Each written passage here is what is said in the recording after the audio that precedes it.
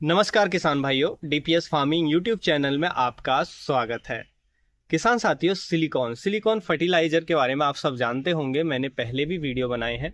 आप सब जानते हैं कि सिलिकॉन जो फर्टिलाइजर होता है फसलों में बेहद उपयोगी होता है, स्पेशली गर्मी को ध्यान में रखते हुए, हाई टेम्परेचर को ध्यान में रखते हुए। ज़्यादा तनाव के कारण जो पौधा मुरझाता है, पौधे में पत्तियां जलने लगती हैं, बर्निंग आने लगती है, स्कॉर्चिंग आने लगती है, पौधा स्ट्रेस में चला जाता है, फ्लावर ड्रॉप होने लगता है। तो ज़्यादा हाई टेम्परेचर से फसल को बचाने में जो सबसे ज़्यादा इफेक्टिव रोल निभाता है वो है हमारा सिलिकॉन फर्टिलाइजर। उसके साथ साथ सिलिकॉन फर्टिलाइजर हमारी फसलों में कीटों को कम करता है और रोगों को भी कम करता है। जी हाँ, कैसे कम करता है वो भी हम बात करेंगे, हालांकि मैं आपको बता चुका हूँ। लेकिन सिलिकॉन फर्टिलाइजर का हम घर पर ही बना सकते हैं। जी हाँ, बहुत फ्री में बना सकते हैं फार्मर घर पर, और अपनी फसलों पर उपयोग कर सकते हैं। तो शायद ये जानकारी आपके पास नहीं होगी। कैसे बना सकते हैं, मार्केट वाले से और घर वाला कितना ज़्यादा इफेक्टिव होगा, यानी कि घर वाला जो हम करेंगे वो क्या मार्केट वाले की बराबर इफेक्टिव होगा या उससे ज़्यादा प्रभावी होगा या उससे कम होगा, वो भी समझेंगे, और कैसे यूज करना है वो भी समझेंगे। तो वीडियो बहुत इन्फॉर्मेटिव होने वाला है। अगर आप फार्मिंग करते हैं, स्पेशली सब्जी वाली फसलों की खेती करते हैं, तो वीडियो को अंत तक जरूर देखिएगा। तो चलिए जानते हैं। देखिए, सिलिकॉन जो फर्टिलाइजर है हमें मार्केट में मिलता है पोटेशियम सिलिकेट के रूप में मिलता है, जिसको हम स्प्रे में यूज कर सकते हैं या सॉइल में, जमीन में उपयोग कर सकते हैं। उसके साथ साथ इसका ऑर्थोसैलिसिलिक एसिड के नाम से भी ये फॉर्म भी मिलती है, जिसको स्प्रे में यूज किया जाता है, जो हाईली इफेक्टिव होती है, बहुत तेजी से एब्जॉर्ब हो जाती है और अच्छे रिजल्ट इसके देखने को मिलते हैं। सिलिकॉन का स्प्रे इसलिए किया जाता है, वैसे सिलिकॉन प्लांट जमीन में भी, हमारी मिट्टी के अंदर सिलिकॉन काफी अच्छी मात्रा में पाया जाता है, हाई मात्रा में पाया जाता है। लेकिन मिट्टी में समस्या ये होती है कि वो उस फॉर्म में नहीं होता है जिस फॉर्म में प्लांट को चाहिए। यानी कि मिट्टी में मौजूद तो है लेकिन अवेलेबल फॉर्म में नहीं है, इसलिए प्लांट को उपलब्ध नहीं हो पाता है। लेकिन मार्केट में जो हमें मिलते हैं वो उपलब्ध फॉर्म में होते हैं, जिस फॉर्म में पौधा लेता है, तो जिससे पौधा इजीली, जो हमारी फसल है, इजीली ले पाती है उसको, और हमें बेनिफिट देखने को मिलते हैं। क्या बेनिफिट देखने को मिलते हैं? पहला, हाई टेम्परेचर का जो तनाव है उससे फसल को बचाने के लिए जो सबसे ज्यादा इफेक्टिव है, रिसर्च बेस्ड, वो हमारा सिलिकॉन काम करता है। हर तरह के तनाव को झेलने की क्षमता अगर पौधे में डेवलप करता है वो सिलिकॉन है। सूखे के तनाव हो, आपका ज़्यादा गर्मी का तनाव हो, हाई टेम्परेचर का तनाव हो, तो सिलिकॉन देने से वो इजीली झेल पाता है पौधा, और गर्मी में भी पौधा अच्छे से सर्वाइव कर पाता है। उसके साथ साथ आप जानते हैं फसलों में जो रस चूसक कीट हैं, white fly, thrips, aphids, acids, इनका खतरा बहुत ज़्यादा होता है, गर्मी में काफ़ी ज़्यादा देखने को मिलता है। किसान स्प्रे करते करते थक जाते हैं लेकिन ये कंट्रोल नहीं होते हैं। लेकिन सिलिकॉन इसमें भी हेल्प करता है, यानी कि कीटों को कम करने में भी हेल्प करता है, क्योंकि ये जो हमारी पत्तियों की आउटर सेल वॉल होती है उसको मजबूत करता है, मोटा करता है, पत्तियों को स्ट्रॉन्ग करता है, जिससे जो कीट आसानी से अटैक नहीं कर पाते हैं।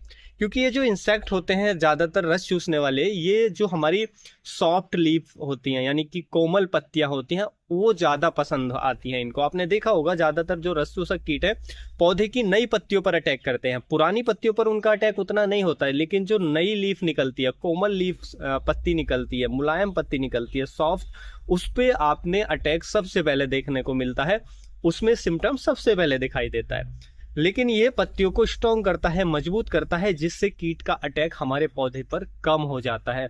उसी तरीके से रोग का अटैक भी हमारे पौधे पर कम हमें देखने को मिलता है। तो कीट रोग को कम कर, प्लांट को स्ट्रेस से निकाल कर, और हर तरह के तनाव को झेलने की क्षमता डेवलप कर, उत्पादन को बढ़ाने में जो हमारा पोटेशियम यानी कि सिलिकॉन है वो हेल्प करता है।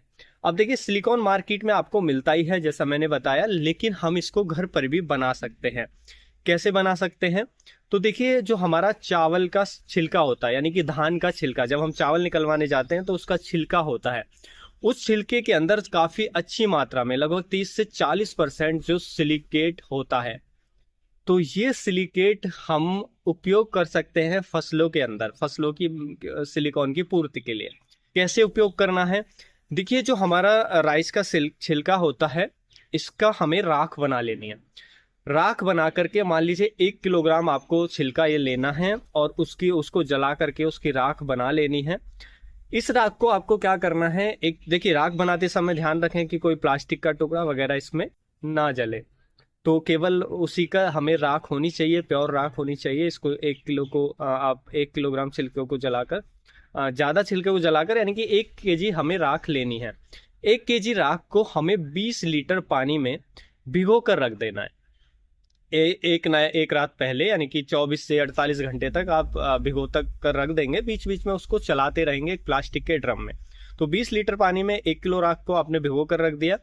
उसके बाद हम इसको छान करके, और इसमें हम इतना ही पानी, यानी कि 1:3 का घोल बनाएंगे, यानी कि 20 लीटर हमारा इस मदर सॉल्यूशन हो गया। इसमें 60 लीटर हम पानी ऐड कर लेंगे। आप चाहें तो 80 लीटर भी कर सकते हैं, 1:4 में भी आप कर सकते हैं। तो क्योंकि जो 60 लीटर का है थोड़ा स्ट्रांग रहता है, लेकिन वो भी आप यूज कर सकते हैं। पहले कुछ प्लांट पे यूज करें, अगर कोई ऐसा स्कॉर्चिंग वगैरह नहीं है तो पूरे फसल पे जा सकते हैं, क्योंकि ये थोड़ा एल्कलाइन होता है। ज़्यादा कंसंट्रेशन होने पे पत्तियों में थोड़ी बर्निंग स्कॉर्चिंग आ सकती है। तो हमें ये जब हमारा 20 लीटर में हमने राख को घोला है, उसको छान करके और 60 लीटर पानी इसमें और ऐड कर लेना है, तो 80 लीटर टोटल पानी हो जाता है। इसको हम अपनी फसलों पर फिर स्प्रे कर सकते हैं। इससे हमारी फसलों में सिलिकॉन की पूर्ति होती है। उसके साथ साथ इससे हमारी फसलों को पोटेशियम भी मिलता है, क्योंकि राख के अंदर बहुत अच्छी मात्रा में पोटेशियम भी होता है। उसके साथ साथ कुछ ट्रेस एलिमेंट की बात करें तो कुछ माइक्रोन्यूट्रेंट्स भी मिल जाते हैं, जो ट्रेस होते हैं, यानी कि बहुत सूक्ष्म मात्रा में वो होते हैं। तो ये सब हमें देखने को मिलता है जब हम स्प्रे करते हैं। अब देखिए, स्प्रे में क्या हमें इतने अच्छे रिजल्ट मिलते हैं जो मार्केट वाले के? तो बिल्कुल नहीं। देखिए, जो मार्केट में फर्टिलाइजर मिलता है वो हाई कंसंट्रेशन में होता है और वो ज़्यादा सॉल्युबल फॉर्म में होता है। यानी कि देखिए, जो हम राख बनाई है उसमें जला करके जब छिलके के अंदर जो सिलिकेट है वो ज़्यादा मात्रा में तो होता है, लेकिन जो वाटर सॉल्युबल होता है वो बहुत कम मात्रा में होता है। तो इसलिए ये पानी में कम मात्रा में आता है, और जब स्प्रे करते हैं तो पौधे को बहुत कम मात्रा में मिल पाता है, उतना ज़्यादा बेहतर रिजल्ट नहीं मिल पाता है। ये आपको ध्यान रखना चाहिए। हाँ, फिर भी थोड़ा सपोर्टिव और कम कॉस्ट का ये स्प्रे है, जिसको अगर आप 3 स्प्रे लेते हैं, 2-3 स्प्रे लेते हैं 10 से 15 दिन के अंतर से, तो आपको रिजल्ट नज़र आ जाता है। लेकिन अगर हम इस राख को ज़मीन में उपयोग करें तो ज़्यादा बेहतर रिजल्ट मिल सकता है, क्योंकि पौधा जड़ों के माध्यम से इसको अच्छे से ले पाता है। तो हमें क्या करना है कि कम से कम हमारे पास होनी चाहिए 100 से लेकर के 300 केजी जो राख है वो हमारे पास होनी चाहिए। उसको हम क्या कर सकते हैं, 100 से 300 केजी राख को हम जब बेड प्रिपरेशन करते हैं या हम अंतिम जुताई कर रहे हैं तो खेत में बिखेर करके, और हम बेड बना करके या बेडों में ही डाल करके 100 से 300 केजी राख पर एकड़ के हिसाब से डाल करके और बुवाई कर सकते हैं। इससे ज़्यादा मात्रा में जो सिलिकॉन है वो हमारे प्लांट को, सिलिकेट है वो हमारे प्लांट को मिलेगा, ये फर्टिलाइजर मिलेगा, जिससे हमें अच्छे रिजल्ट देखने को मिलेंगे। आप दोनों भी कर सकते हैं कि अगर ज़मीन में दे सकते हैं तो वो भी दे दें, स्प्रे भी कर दें, तो काफ़ी अच्छे रिजल्ट देखने को मिल जाते हैं।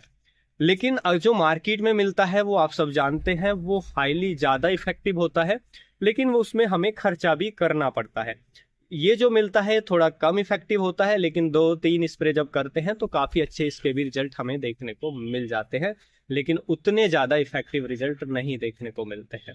तो इस तरीके से आप अगर ज़्यादा एक्सपेंस नहीं करना चाहते हैं तो धान तो सभी किसान उगाते ही हैं, या आपको जब चावल निकलवाने जाते हैं तो वहाँ से इतना थोड़ा ये ले सकते हैं, जो चावल का छिलका है, धान का छिलका है, और उसका उपयोग करके आप इस तरीके से सिलिकॉन की पूर्ति, सिलिकेट की पूर्ति इस फर्टिलाइजर की अपने प्लांट में करके और बेनिफिट ले सकते हैं।